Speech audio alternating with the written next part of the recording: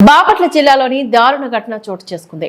పట్టణంలోని 11వ వార్డులో రాజీవ్ నగర్ కాలనీకి చెందిన బడుగు నాగేశ్వరరావు అనే వ్యక్తి మతి స్థిమితం లేని 11 ఏళ్ల బాలికపై అత్యాచార యత్నానికి పాల్పడ్డాడు.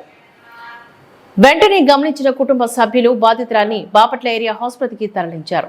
ఘటనపై కేసు నమోదు చేసిన పోలీసులు నిందితుడిని పోలీస్ స్టేషన్ కు తరలించారు.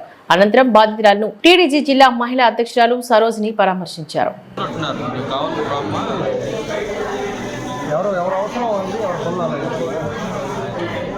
నమస్కారం.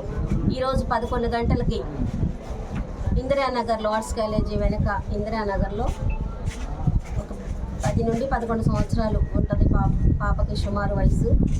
అమ్మాయికి కాస్త అంటే బాగా తెలివి కూడా లేదు, కొంచెం మెంటల్గా కూడా అమ్మాయి ఉంటుంది. పూర్తిగా ఇది అని అమ్మాయి చెప్పలేని స్థితిలో కూడా ఉంటుంది. కానీ తల్లిదండ్రులు కానీ బంధువులు కానీ అమ్మాయిని ప్రతి క్షణం అబ్జర్వేషన్లో ఉంచుతూ ఆ అమ్మాయిని ప్రతిరోజు అట్లా ముందుకు తీసుకెళ్తూ ఉంటారు. ఆ క్రమంలో రాత్రి దయానంద్ అనే మా తమ్ముడు ఇంటికి ప్రేయర్కి వచ్చారు వాళ్ళ హైదరాబాద్ నుండి.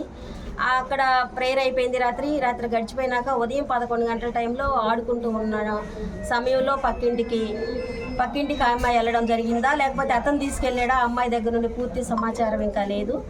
ఆ లోపల అతను తలుపులు వేసి ఆ అమ్మాయి నోట్లో గుడ్డబెట్టి ఆ అమ్మాయి చెప్పిన విషయాలు అయితే ఇవేనండి. డాక్టర్తో కానీ లేక సిఏ గారితో కానీ లేకపోతే కానిస్టేబుల్స్తో కానీ అక్కడ ఏఎస్ఐ గారు లేడీ గారు ఉన్నారు వాళ్ళతో కానీ మేమున్న మా మహిళా టీంతో కానీ టీడీపీ మహిళా టీంతో కానీ అమ్మాయి చెప్పింది ఏంటంటే నన్ను ఇదంతా కొరికేసాడు. తను క్లారిటీగా చూపిస్తుంది ఎక్కడ కొరికాడు అంటే అన్ని భాగాలు అమ్మాయి చూపిస్తుంది.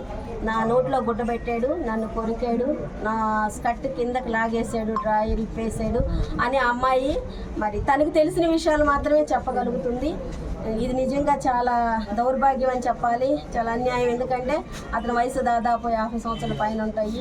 ఆ అమ్మాయి వయసు 10-11 సంవత్సరాలు. ఇట్లాంటిది బాపట్లలో జరగకూడదు, మంచిగా ఉండాలనుకున్నాం కానీ బాపట్లలోనే ఇట్లాంటి ఘోరం జరగటం చాలా దౌర్భాగ్యం అని చెప్పేసి తెలుగుదేశం పార్టీ తరఫున మహిళా టీం తరఫున ఒక మహిళగా నేను ఈ విషయాన్ని ఖండిస్తున్నాను. నిజంగా అమ్మాయికి ఏదన్నా కూడా ప్రాణానికి కానీ లేకపోతే అమ్మాయికి ఏదన్నా ఇబ్బంది జరిగితే అట్లాంటి దౌర్భాగ్యాలు మాత్రం మేము మహిళా టీము మహిళలు